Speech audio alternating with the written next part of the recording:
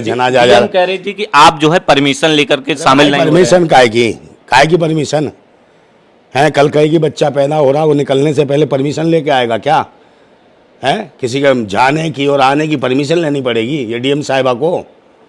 आप मुझे बताइए, परमिशन कौन सी पीएम काय की चाहिए है? फिर घर घर गांव गांव हर आदमी को कहला आज पैदा होगा, कल पैदा होगा बच्चा, इनको सरकार को ही बताएंगे, बच्चा भी डरेगा, बिना परमिशन के आने नहीं देंगे, उसे निकलने नहीं देंगे। क्या मजाक बना रखा है? सरकार ने धारा 144 लागू। कौन सी 44 है? 44 कौन सी धारा? एक बात बताओ मुझे। जहाँ भी आदमी जो है, एक बात तो पहले कहा गैंगस्टर है भाई, जब मुख्तार अंसारी गैंगस्टर था तो इतने सारे लोग, लाखों लोग वहाँ रोने क्यों चले गए हैं? मातम मनाने क्यों गए? वो तो बम पटाखे फोड़ते, होली मनाते, दिवाली मनाते। हाँ, जब भाई इतना बड़ा गैंगस्टर मारा गया, आतंकी मारा गया, देशद्रोही मारा गया, फिर लोग रो क्यों रहे हैं? देखा जैसे अभी भी वीडियो आ रहे हैं, कहीं उनके टीचर थे, उन्हें पढ़ा रहे थे, जो प्रोफेसर थे वो रो रहे हैं कई महिलाएं, ये नहीं कि हिंदू भी रो रही हैं, सिख भी रो रहे हैं, ईसाई भी रो रहे हैं, हर कौम का आदमी रो रहा है, हर जाति का। तो एक बात बताओ, गैंगस्टर या किसी आतंकी के लिए क्या लोग रोते हैं क्या देश के अंदर? ये हत्या है जो मुख्तार अंसारी के साथ हुआ है, हत्या की हुई है। शासन और प्रशासन के मगर इंक्वायरी या जांच कौन बैठाएगा? जब जांच सब कुछ इनकी ही है, यही लगा रहे हैं देश में आज, तो जांच कौन करेगा? इसका सम्मान महिला जाता। मैं पूछ रहा हूँ क्या रेट है भाई कंगना रनावत तेरा? बता, मतलब रेट पूछ रहा हूँ ना, भाव पूछ रहा हूँ, इसका बताए। किस चीज का रेट पूछ रहे भाई? भाव है इसके, ठुमके का क्या भाव है? तो ये तो पैसे बिक के ठुमका भी लगाती है, भुखमरी के कंगाल पे 87 करोड़ लोग। दूसरी तरफ इनके जो मित्र हैं अंबानी अडानी, वो क्या करते हैं? 74 करोड़ में एक महिला का रेहाना का ठुमका लगाते हैं और लगवाते हैं, और 74 करोड़ रुपया उड़ा दे। कौन में है? कोई नहीं कर रहा है इनमें, सब मिले हुए हैं। अखिलेश यादव ट्वीट तो करते हैं। अरे ट्वीट से क्या हो जाता है? ट्वीट तो वो भी करते हैं यार, मोदी जी भी करते हैं। मंडी वाली के लिए, मंडी में जो खड़ी है चंडी, उसके लिए करते हैं ट्वीट। छज्जा टूटता है तो कहते हैं टिंग कर देते हैं, मोदी जी बड़े मजे से करते हैं उसके लिए ट्वीट। सुप्रिया श्रीनेत ने जो है एक आपत्तिजनक पोस्ट किया था कंगना रनावत को लेकर के। तो क्या होगा? कंगना रनावत कौन है? भक्तों की मंडी का भाव पूछ रही थी, एक फोटो लगा। तो क्या वो मंडी पूछ नहीं सकते क्या भाव है? गाजर, मूली, क्या क्या क्या कुछ भी पूछ सकते हैं भाव। मंडी में भाव ही पूछे जाते हैं। और इसका कौन सा भाई है? तो ये कह रहे इसका सम्मान महिला जाता। मैं पूछ रहा हूँ क्या रेट है भाई कंगना रनावत तेरा? बता, मतलब रेट पूछ रहा हूँ ना, भाव पूछ रहा हूँ, इसका बताए। किस चीज का रेट पूछ रहे भाई? भाव है इसके, ठुमके का क्या भाव है? तो ये तो पैसे बिक के ठुमका भी लगाती है, गाना भी गाती है, कलाकार है तो वही तो भाव पूछ रही है। और क्या है? इनका रेट है हर चीज़ का।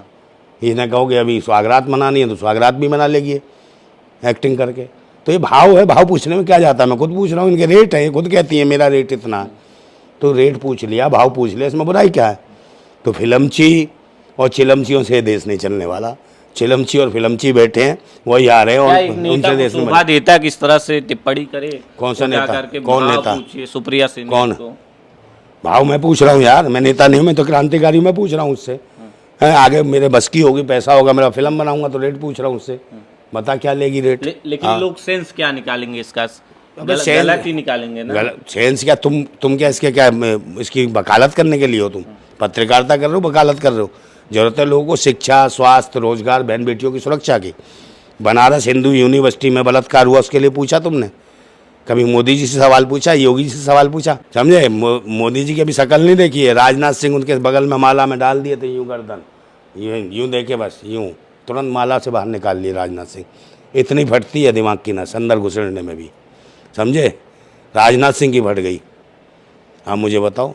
तो मोदी जी मन की तो बात करते हैं। हाँ, मन की बीवी के साथ करनी चाहिए थी। बीवी के साथ मन की बात की होती तो विकास पैदा हो गया था, आज विकास घोड़ी चढ़ गया होता, बैंड बाजा बारात चल रही होती, टकाटक टकाटक। हाँ, ये हत्या है जो मुख्तार अंसारी के साथ हुआ है, हत्या की हुई है। शासन और प्रशासन के मगर इंक्वायरी या जांच कौन बैठाएगा? जब जांच सब कुछ इनकी ही है, यही लगा रहे हैं देश में आज, तो जांच कौन करेगा? लोकसभा इलेक्शन का जो है बिगुल बज चुका है, ऐसे में मोदी जी कह रहे हैं 400 पार। कौन? मोदी जी। हाँ, वो कहेंगे 400 पार। साइको आदमी है, मैंने कहा नहीं साइको तो सोचता मैं कलिंग अवतार हूँ। किसी ने कह दिया होगा RSS 2 बार जीत चुके हैं। क्या बात कर रहे हैं? जीत चुके हैं भाई, ईवीएम मशीन से जीते। पहली बार तो भाई मैं भी कह सकता हूँ कि 14 में जीत गए। 14 में लोगों ने दे दिया वोट, हाँ, किस मंशा से दिया, गरीब का बच्चा था और भिखारी था ये, और भिखारी होने के बावजूद ये सबको देखो 8,500 हज़ार के हवाई जहाज से उड़ता है। तो साइको टाइप का इससे कह दिया किसी आरएसएस वाले ने, भाई आप तो कलिंग अवतार हो और आप ही धर्म की स्थापना करके जाओगे और ये घोर कलि हो गया है, इसका सत्यानाश करो। तो इसने सोच लिया हवाई जहाज की तरह, उसे हेलीकॉप्टर को ये सोचता है कि मैं उस पर जा रहा हूँ, किस पे है, किस पे जा रहा हूँ, घोड़े पे, और उसमें बैठ टका टक टका टक टका टकड़ा, पता नहीं कब ऊपर उड़ जाता आकाश लोक, और आकाश लोक से हाथ हिलाता है ऐसे, जैसे कलिंग अवतार का ये विष्णु का जो अवतार हो क्या, और फिर जाता नीचे पाताल लोक में।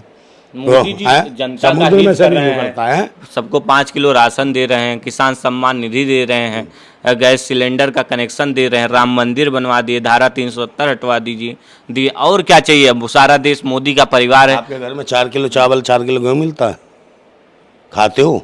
सबको मिलता है। तो 4 किलो पे कितने 87 करोड़ लोग हैं, उनको कपड़ा कौन देगा, जूता चप्पल कौन देगा, उनके बच्चों को शिक्षा कौन देगा?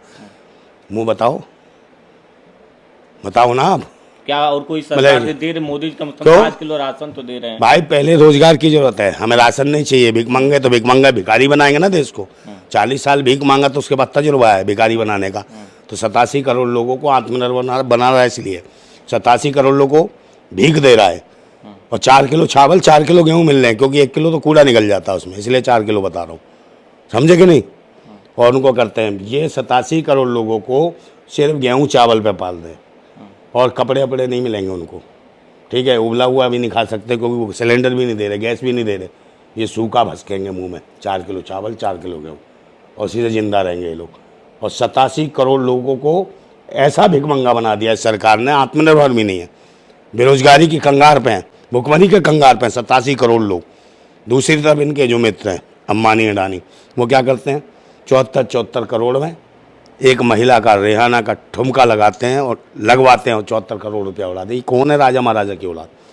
यहाँ देश 87 करोड़ बिजनेस करते हो, मेहनत करते हैं, तो उनके पास पैसा है अडानी अंबानी के पास। आप भी मेहनत करें, ऐसा थोड़ी ना कि अडानी अंबानी के पास उनके बाप का पैसा है। अगर भारत सरकार कर्जा मांग लेना अंबानी अडानी से, तो कटोरा आ जाएगा इनके हाथ में, मैं गारंटी से कह रहा हूँ। ये देश का रुपया है। नोटबंदी के नाम पे लिया, किसको दिया भाई? विजय माल्या को दिया, नीरव मोदी को दिया, सुशील मोदी को दिया हैं, और मेहुल चौकसी को दिया, और इसको दिया, क्या नाम है, ये अडानी आया, ये कहाँ से बन गया भाई खरबपति? लाखों करोड़ रुपया दान दे रहा है मोदी, कहाँ जाता है लाखों करोड़? गरीबों को कौन सी योजना दी है भाई? कहाँ मिल रहा है? सब तो रो रहे हैं, सब मर रहे हैं।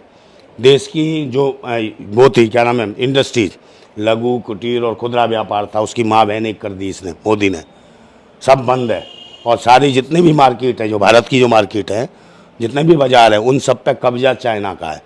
आप कुछ भी ले लीजिए, आप देख ले, मेरे बात सुन लीजिए। चाइना को आंख दिखा देते हैं, पाकिस्तान को आंख दिखा देते हैं। आप यार मजाक है, आंख दिखा देता है? कौन है ये? क्या आंख दिखा देता है बताओ तो सही मुझे। डर जाते हैं। सर्जिकल स्ट्राइक पाकिस्तान पे आपने नहीं देखा? कुछ नहीं है, मजाक है, कुछ नहीं है। खुद को ये तो डॉक्यूमेंट्री खुद बनवा लेता है यार, है, खुद ही उतर जाता है पाकिस्तान, वहाँ जाके चला जाता है बिना बताया जाता है। तो ये प्रधानमंत्री कहीं नहीं है, उसको आंख दिखा रहा है। चाइना अंदर घुस गया भारत के, कितने चाइना ने जगह ले ली भारत की, वहाँ बोलती बंद है इसकी, है। पाकिस्तानियों क्या करेगा? कुछ भी नहीं करता पाकिस्तानियों को। और भारत के अंदर जहाँ भी है अराजकता का माहौल है, और 2024 में ये चुनाव जीतेंगे, ये सिर्फ ईवीएम है। अगर ईवीएम हट जाए ना, तो इनका जो है ना जमानत जब्त हो जाएंगी सबकी, इन्हें कोई वोट नहीं देगा। मोदी का एक भी काम आपको पसंद नहीं आता? क्या काम है? एक भी काम नहीं, कोई काम ही नहीं है। पढ़े लिखे, पहले बताओ, देश का प्रधानमंत्री पढ़ा लिखा होना चाहिए, अनपढ़? आप बताओ।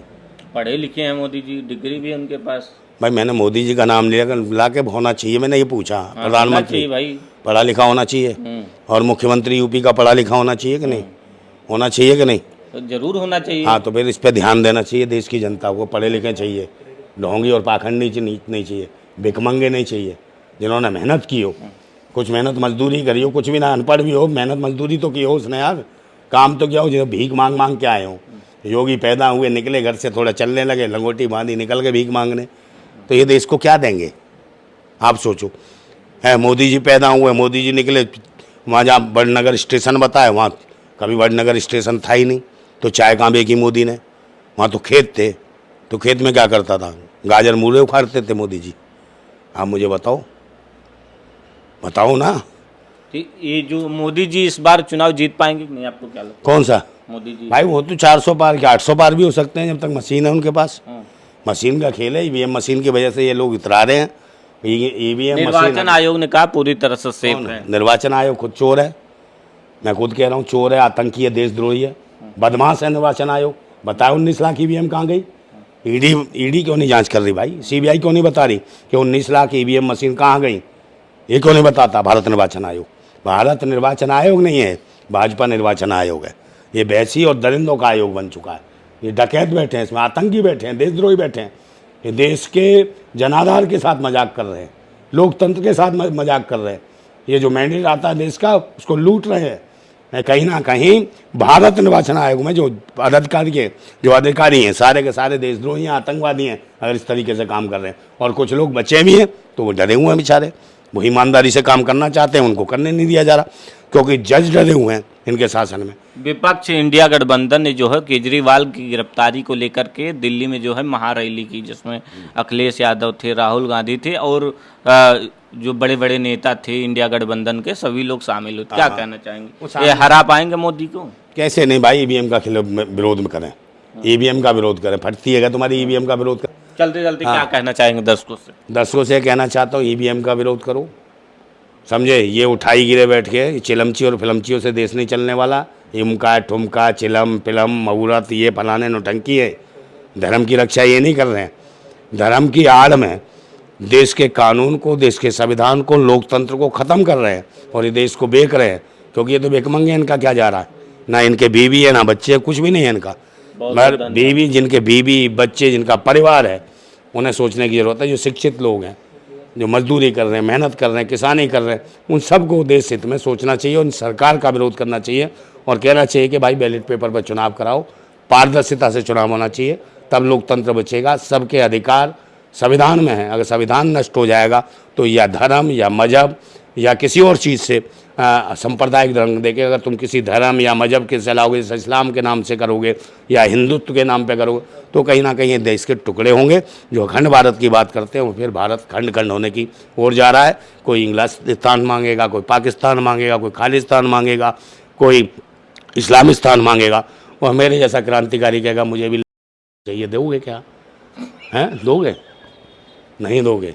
अगर इस प्रकार की बातें करते हैं, हिंदुस्तान और इस्लामिस्तान की जो लोग करता है वो आतंकवादी है, देशद्रोही है। ऐसी चीज़ों पे बिल्कुल विराम लगना चाहिए।